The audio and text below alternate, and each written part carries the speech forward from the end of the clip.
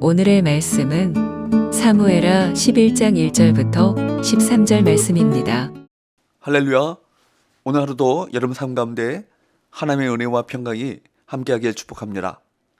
오늘 우리에게 주시는 하나님의 말씀은 사무엘하 11장 1절에서 13절까지의 말씀입니다.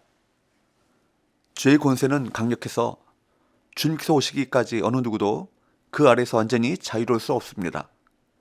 신실한 다윗과 같은 사람도 무너집니다. 오늘 본문 11장은 다윗의 생애 가운데 가장 치명적인 잘못으로 기억될 사건을 다루고 있습니다. 자신의 간음을 감추기 위해 충직한 부하 우리아를 죽이고 그의 아내 밧세바를 취한 사건입니다. 처음부터 적극적으로 내가 죄를 짓겠다 그렇게 마음먹는 사람은 아무도 없습니다.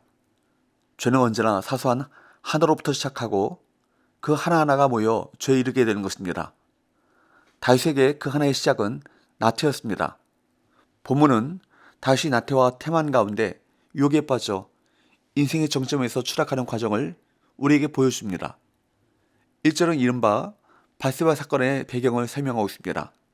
1절 그 해가 돌아와 왕들이 출전할 때가 되매 다윗이 요압과 그에게 있는 그의 부하들과 온 이스라엘 군대를 보내니 그들이 암몬 자손을 멸하고 라빠를 에워쌌고 다윗은 예루살렘에 그대로 있더라.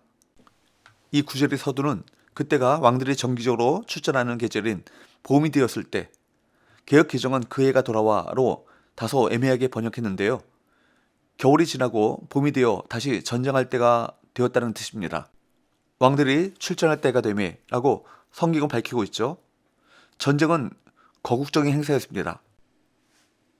다윗 역시 그의 군대와 함께 전쟁에 출전해야 한다는 사실을 암시합니다. 그러나 다윗은 전쟁터에 나가지 않고 예루살렘에 머물러 있었습니다. 왕으로서 마땅히 전쟁터에 있어야 함에도 불구하고 예루살렘에 머물러 있었다는 이 사실 자체가 밧세바 사건의 원인이 되었다라고 말할 수 있습니다. 2절에 보면 다윗은 어느 날 낮잠을 자고 일어난 저녁 때 왕궁 옥상을 한가롭게 거닐었습니다. 그때 한 여인이 목욕하는 것을 보죠.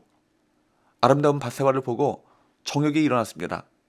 3절에 보면 거기서 멈추지 않고 그녀가 누구인지를 알아봅니다. 알아보면 안 될 일을 알아보게 했습니다. 호기심을 갖고 상상을 하고 상상을 실현하고자 하는 의지를 불태웠습니다. 육신의 정욕과 안목의 정욕과 이생의 자랑에 주목하면 마음을 뺏길 수밖에 없습니다. 그 목욕하는 여인은 누구였습니까? 다윗의 부하 우리아의 아내였습니다. 다윗은 밧세바가 유부녀임을 알고 멈추었지만 그러지 않고 4절에 보면 그녀를 불러들여 동침합니다. 온전했던 다윗이 어찌 저럴 수 있나 하는 마음이 들 정도로 무너지기 시작합니다. 최고 권력을 가진 다윗은 절제하지 않고 자신의 욕망대로 적극적으로 행동합니다. 다윗 왕궁에서 다윗을 막을 수 있는 사람은 아무도 없었기 때문입니다. 5절에 보면 밧세바는 임신하게 되고 다윗에게 사람을 보내어 내가 임신하였나이다 라고 말했습니다. 밧세바의 임신으로 인해 다윗의 간음죄가 백일하에 드러날 위기에 처했습니다. 밧세바의 임신 사실을 알게 된 다윗은 당혹감에 사로잡혔을 것입니다. 자신의 범죄를 숨기기 위해서는 그녀의 남편 우리아를 전쟁터에서 데려오는 수밖에 없었습니다.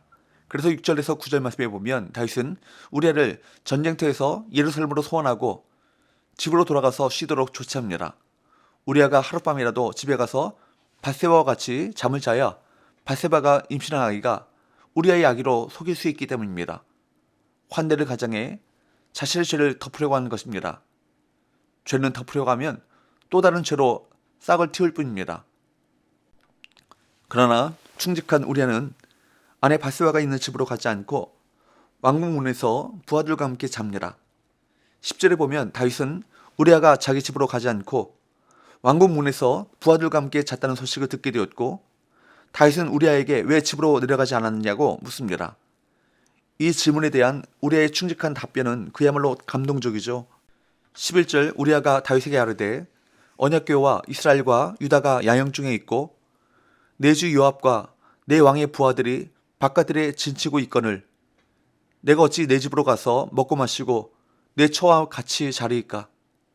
내가 이 일을 행하지 않기로 왕의 살아계심과 왕의 혼의 살아계심을 두고 맹세하나이다 하니라. 참으로 우리아의 충정어린 말입니다. 그러나 다윗은 몹시 당혹스러웠을 것입니다. 전장에서 치열하게 싸우고 있는 동료들에게 신의를 지켜야 한다, 그렇게 생각한 우리아는 가정에서 얻을 수 있는 안락함을 거부합니다. 바세바와의 잠자리뿐만 아니라 그녀와 함께 먹고 마시는 일까지도 포기한 것입니다. 우리아를 집으로 보내 바세바와 동침하게 하려는 첫 번째 전략에 실패한 다윗은 12절을 보면 우리아에게 바로 다시 보내겠다고 약속하고서는 하루 더 예루살렘에 머물도록 조치합니다. 두 번째 계략을 위해서였습니다. 다윗의 두 번째 계략은 무엇입니까? 13절에 보면 다윗은 우리아를 왕실 잔치에 초청하죠. 그리고 술을 취하게 만든 다음에 그의 아내가 있는 집으로 그를 보내고자 하는 두 번째 계략을 실행에 옮깁니다. 술에 잔뜩 취하면 인사불성 상태에서 본능적으로 자기 집으로 돌아갈 것이라고 생각했기 때문입니다. 성관계를 유도하기 위해서 술을 사용한 것은 다윗이 처음이 아니죠. 창세기 19장 말씀에 보면 롯의 딸들도 아버지께 같은 일을 행했습니다. 그런데 우리아는 다윗의 기대를 저버리고 잔뜩 취한 상태에서도 집으로 가지 않고 부하들과 함께 침상에 누워 잤습니다. 다윗은 우리아의 이러한 충성된 태도와 맹세에도 불구하고 자신의 죄를 깨닫지 못합니다. 도리어 우리아가 맹세를 어기도록 만들려고 그를 불러 먹고 마시고 취하게 만듭니다. 이런 사람이 정말 우리가 알던 다윗, 그 사람이 맞나 싶을 정도입니다. 이처럼 죄는 양심을 마비시킵니다. 우리 양심이 둔해지지 않도록 주의할 것입니다. 사랑하는 여러분, 하나님의 말씀으로 무뎌진 마음을 깨워야 할 것입니다. 불타는 기도로 얼어붙은 심령을 녹여야 할 것입니다. 혼자서는 힘들죠. 서로 돌아보아 고민하며 기도하십시오. 둔해진 양심 가운데 성령의 충격을 주시기 바랍니다. 기도합시다.